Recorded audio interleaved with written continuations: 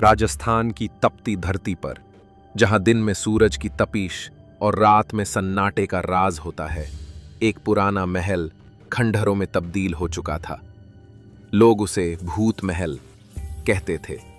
कोई उस महल के पास भी नहीं जाता, क्योंकि कहा जाता था कि वहां रात में अजीब सी आवाजें आती हैं, जंजीरों की खनक, किसी औरत की चीखें और कभी कभी बच्चों की हंसी। लेकिन हर कहानी की शुरुआत होती है किसी जिज्ञासु की गलती से, और इस बार वो गलती की थी आरव ने। आरव एक 28 वर्षीय डॉक्यूमेंट्री फिल्म मेकर था, जो भारत के रहस्यमयी स्थलों की सच्चाई को उजागर करता था। उसके यूट्यूब चैनल पर लाखों सब्सक्राइबर थे। अब वो एक नई कहानी के पीछे राजस्थान के धौलपुर जिले आया था, भूत महल की सच्चाई जानने। गांव वालों ने उसे बहुत मना किया, साहब वहां जाना मौत को दावत देना है, पंडित भी उस हवेली के पास नहीं जाता।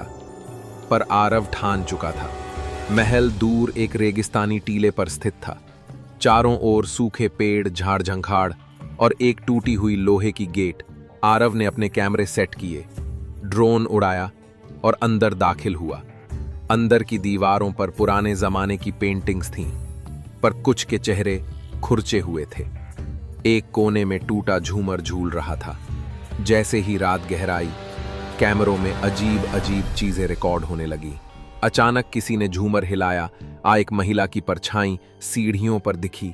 कैमरा अपने आप नीचे गिर गया, बिना किसी हवा के। आरव डर गया, पर उसने रिकॉर्डिंग बंद नहीं की। अगले दिन आरव ने गांव के बुजुर्ग बाबा हरिप्रसाद से मिलने का फैसला किया। बाबा ने कांपती आवाज में बताया, ये महल पहले राजा विक्रम सिंह का था। उनकी रानी चंद्रलेखा बहुत सुंदर और रहस्यमयी थी। कहते हैं वो तांत्रिक विद्या जानती थी। जब राजा को उसके रहस्यों का पता चला, तो उसने रानी को इसी महल के तहखाने में जिंदा दफना दिया।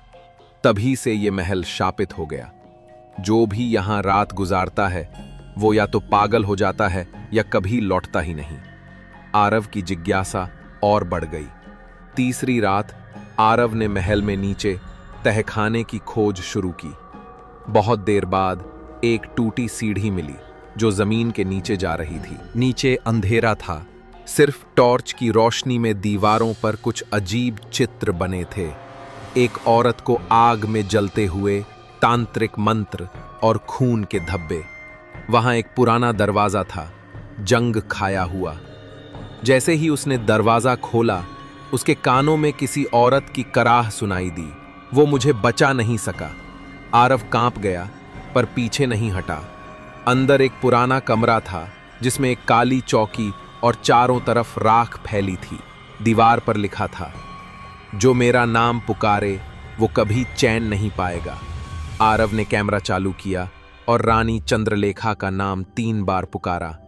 तभी हवा का तेज झोंका आया, दरवाजा बंद हो गया और कमरे में एक औरत की चीख गूंजने लगी। दीवार पर खून से लिखा दिखाई दिया, अब तू मेरा है। आरव ने जैसे तैसे दरवाजा खोला और बाहर भागा। कैमरे में रिकॉर्ड हो रही फुटेज में वो औरत दिखी, लाल साड़ी, बिखरे बाल, बिना आंखों के गड्ढे। वो धीरे धीरे आरव की ओर बढ़ रही थी।